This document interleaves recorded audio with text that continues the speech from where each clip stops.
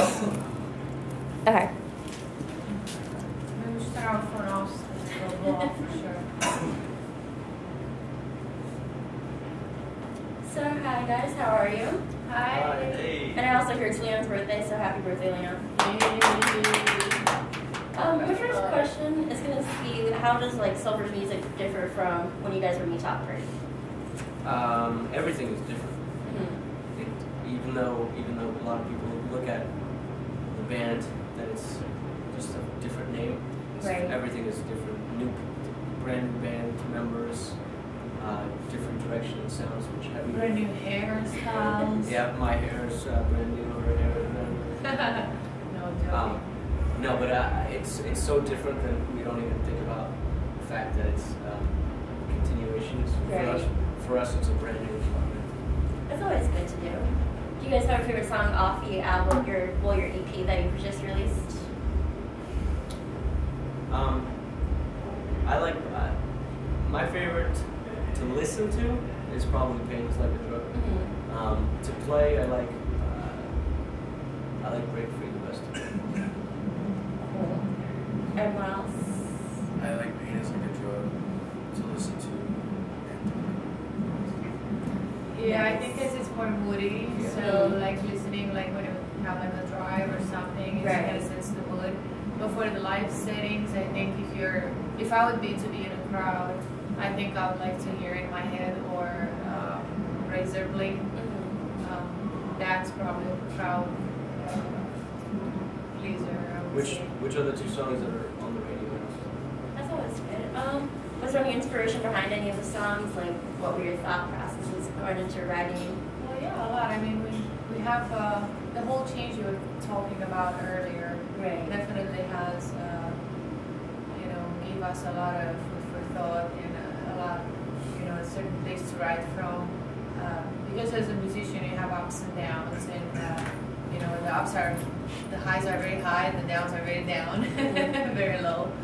So, I mean, Cilver, did build itself on the ashes of Me Talk Pretty, and he said that it's not a continuation. I feel like it is for me personally. It's just my personal thing. So, yeah. What influenced all you guys to get into music? Was there a certain band or person in your life? You get a wide variety of answers. You want to start? I grew up with hip-hop music in New York City, and then in one fell swoop it occurred to me that hip-hop is just driven by drums as opposed to music, so I figured I'd give the instrument a try. That's always fun. Originally, the first artist who got me into music was actually Tupac. I was really into him, and I actually wrote a rap for a girl, because obviously you're gonna do music to get girls. And I showed it to my dad, and it just didn't work out. So I decided that maybe guitar would be a better route. Guitar does get you more girls. It's true. Because we have seen it every night. Thank God your dad didn't like it. Yeah. I'm a 90s kid, so I grew up, Nirvana, Right. Pearl Jam, Rage Against the Machine, Alice in Chains. That's my jam. Yeah, about the same. I like the 90s a lot, but I also like the 70s a lot, like Led Zeppelin, The Doors. Those are like some of the bands that I really love. So that's pretty much what I'm looking for especially like the very empowering vocals, the vocal rhythm music. Yeah. For me, I'd been playing music since I was really little. I just was drawn to it. Played drums when I was a little kid. When I was 13, I discovered Primus, and I didn't even know what a bass was. And I thought it was the coolest sounding thing I'd ever heard, and I made my parents buy me one, and never looked back. Cool. So on the subject of like influences and everything, what was the first concert you guys seen? Like alone or with your father? Either one. I mean, like, because sometimes your first concert could be something like Porter when I was in 7th grade. But did your mom and dad take you? They did, actually. Okay, so because that's different for me. I chose to go to one versus I was. Even though I'm like super lucky that my mom and dad took me to like the Stones and Pink Floyd and all that stuff. But if I had to answer truthfully, the first concert I bought a ticket for was Everclear. 11 years old. House of Blues and all that. Nice. father used to take me to a bunch of classical concerts when I was really young. And I don't remember any of them. The first, because I was so young, but the first concert that I really remember they took me to was to see classical. My folks took me to Milli Vanilli. Really? That was pretty cool. I barely remember it. Could have stayed home and listened to it. But they had the moves, man. I'm trying to think. First ticket I bought for, which actually kind of turned me from a hip hop dude into a rocker myself, was the Drive-Thru Invasion tour. It was early November in the starting line. They started swinging their guitars around, jumping all over the place. It's like, oh my god, this is what rock and roll music is. And yeah, sign me up. Okay. My first concert in the United States, because I've been back home to like obviously some rock acts over there, but my first significant concert where I was like starstruck, I think it was Mars Volta. Yeah. Yeah. That's a good first one. It was a good first one. I was like, You ran into Serge Tankian from System of a Down. I met him, yes. Outside the as club. we were Wow. buying, Did you make him sorry? okay, so a very short story. Went to buy tickets and walked out of the venue, and then Serge Tankian was from System of a Down. It's like one of my favorite bands.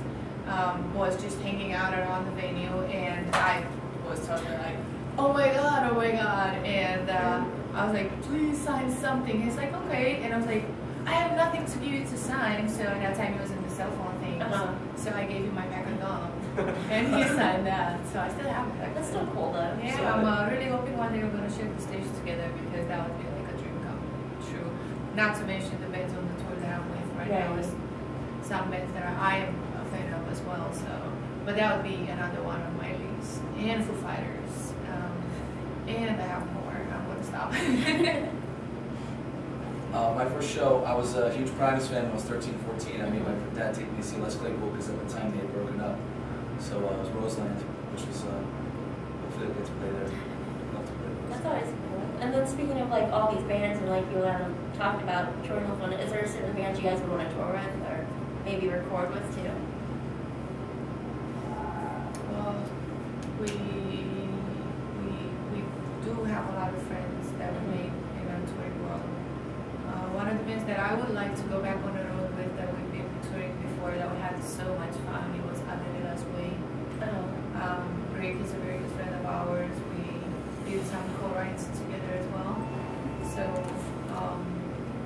probably sooner or later that would be a reality. But there are a lot of great bands out there that we'd love to share the stage with. It's just I have one in mind. Like I've been thinking about it all year, hopefully. But I'd like to go on tour with Stone Sour. that'd be cool. Love those guys. I was a huge fan of Slipknot, and then didn't give Stone Sour a lot of time. But once I went to their show, last year's Unavailable tour, I was blown away. Amazing vocals. That'd be a good show. I agree. Such a good band too. Yep. And you guys have fun that Yeah, one of our collectively, one of our favorites. So since you guys have been on this tour for a while now, what is the strangest thing you've seen on tour? Probably this guy. No. The hotel animals. Oh, yeah. Barely see any. yeah. We barely see any. I think we just played one show. It wasn't even a part of the tour. It was the day before the first It was show. a warm-up show getting us down to the tour. Our first hotel. There was rat shit everywhere. On In the beds. bed. And then I lost my phone, so I moved my bed over. Oh, let me just get my phone back. Oh, here's a homemade crack pipe. So, just drugs and mouse shit everywhere. Wow. That wasn't very That's fun. pretty weird. We thought we saw a ghost last night. We got a free hotel room. Yeah, got it. We're getting better. And a free crack. No. We're not carrying any crack pipes around. Just to make that very clear. We just use and discard. It's always a good lesson, right? Use and discard. I saw So something you weird. ghost too. Yeah, we think we saw a ghost last night. Where? On our way to where we were crashing last night. Not even 4 in the morning, and old ladies outside shoveling snow. No way. Just creepy old woman standing with a shovel and a pitchfork. There's a ghost there, man. What's more logical? Like an elderly woman with a shovel on the street in Chicago in negative 10-degree weather, or a ghost lady? They go with the lady. It's definitely anything but a ghost is probably The weirdest thing I saw, I won't say who, but I watched somebody throw up into their own shirt inside our van. Wow. That was pretty That was good. just gnarly. Yeah, Gross it was- too. Well, just so we make that clear. No one in the van. Yeah. That's always good. At least it wasn't you guys. So you're Yeah. gonna be like, oh hey, remember when? Yeah. I don't really drink on tour, so. Me neither. Liar. You don't drink after before 12 o'clock, so. So when you guys are in the van or like you have downtime, do you guys do anything in particular? Sleep. Yes, Well, yeah, don't have that. No, this tour actually it is a very difficult tour in terms of routing because there are 8-hour drives between almost every show. Right. So it's been a little bit difficult time for us to actually really sit down, like relax, and we didn't really have a lot of downtime. So it's going to come up. The second part of the tour is more like 2-3 shows in a row, and then some breaks. So rather than, but we are planning to do some partying with the bands. I might have heard tonight might have something be put together because it's his birthday. And Last time they stopped the show. I told them they can't do that. They stopped the show and I'm the only one who's playing. Wow. So it was kind of a band prank I then. like that. Huh? It was a band prank on you. Yeah. I'm just like, no, it's not a band prank. The freaking crowd was in on it too. It was like I was the only one in the entire building who didn't know it was gonna happen. Tonight's prank is we're gonna smash all your guitars. Fantastic. and you're gonna play ukulele. Yeah. That could be quite interesting. Yeah. A lot of people quite enjoy Electric probably. ukulele. So do you guys plan on doing any music videos for this EP? We have one already for In My Head. It's on youtube.com/Cilver Band, and it's the first song off the record, title track of the EP, and it resembles a video that came out 6 months later from a highly popular female vocalist. You can read between the lines, but it Well, also so- features Bumblefoot of Guns N' Roses. Nice. Which that makes us even more cooler, like because I love Bumblefoot. He's really awesome. So he's laying down the solo on that video. They're smashing some TVs and burning some stuff. So I think what Leon is trying to say is that we kind of inspired other people to do that, which. Inspired. Okay, whatever. I mean, well, the way I look at it is that when a person has, where that came from, there's more. So, just expect to recognize it's not like, but yeah, I hear you. So what was it like working with Bumblefoot? Was he a fun guy or? Bumblefoot? Yeah. Was it fun working with him? Yeah, of course. We were on a similar tour, like a national tour where we met him. It was like very, because a lot of people are asking us, how'd you guys end up having Bumblefoot laying down the solo on your album? It was extremely natural. He was behind the stage. We recognized him. We walk up to him, and we're like, "Hey, man, we know who you are. You're awesome. Hi." And he's like, "I just watched your set, guys. I really liked it." And we were like, "Whoa, thank you." And then we kept in touch from there. And then I think a year and a half later, we asked him, "Hey, would you want to lay down a solo?" And he's like, "I would love to." And that's exactly how it happened, like very natural. And I don't know. We sent him all the tracks he picked in my head, and then He knew what to pick. and he literally did it in one take, sent it back, because he was like, okay, I'm gonna try a bunch of ideas. Here's the first one. I'm Amazing. like, done. So we laid it down, and then That's why it's Bumblefoot. yep. And then he was kind enough to invite us to his studio home in New Jersey, which I mean, It's in there, actually in the music video. you The opening scene where he's like switching channels, that's in his studio in New Jersey. definitely seeing this film. Yeah. That's pretty cool. So my last question is, do you guys find music to be a form of therapy, whether you're playing it or writing it or just listening to it? I would say most definitely. Mm-hmm. Music's everything too. Right. You know, all of us, to a lot of people, fans, you know, whether you play music or not, but whatever mood I'm in, I mean, I have music to accompany it. Or even if I'm in a bad mood, if I force myself to listen to something fun or a little bit lighter, it can change. Right. Yeah, without a question. Yes. Yes. For me, it's almost the opposite. I like therapy. Like you live your life and then you need therapy to kind of recover from things that happen.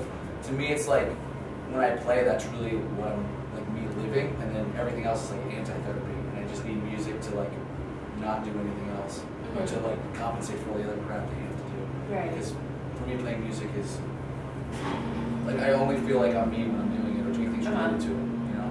Makes sense. For me, it's like you want to. No, please go ahead. It's like looking in a mirror. You know, you play the songs that you know, whatever mood you're in, these like kind of like random songs. And writing is kind of the same thing. That's more where it's like looking in the mirror kind of thing, because it gives you the possibility to be more honest. And as a vocalist, kind of relate what you feel, and when people relate to what you're saying, it's even greater and better. So. For me, I didn't actually know what music meant to me until the last couple of years. Mm-hmm. We took 2 years off, and it took me stepping away from it to understand what it really meant. Same for me. And then, on more so, working with different types of players. You know, we've had band members that kind of just sucked the life out of me, and didn't want me. I didn't want to do music anymore, just because it's not nice to be around people who are, you know, don't look at music or feel music the same way you do. With the same intensity. With the same intensity, you know, and it that drove me to the edge. And you to go back to one of the first questions you asked is like, what's on this record? There's a lot of emotions and almost anger on this record because of a lot of the things that we went through for the last couple of years. But I'm in a healthy place now with my definition of music, surrounded by badass musicians and good-hearted people and positive people, so lucky. It's always a good thing too. So is there anything for the final closing thing, anything you want everyone out there to know about you guys? Or like to give them one last word?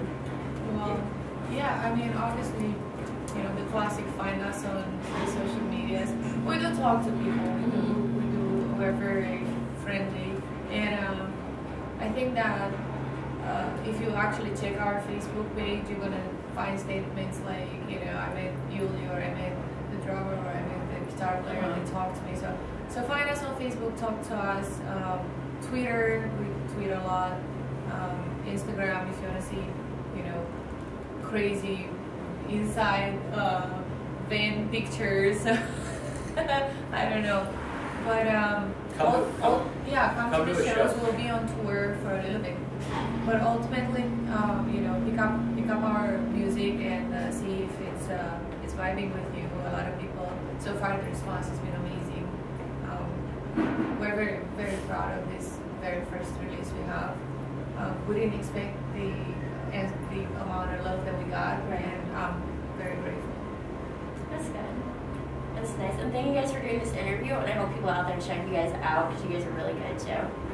Thank you for doing this interview. Thank you.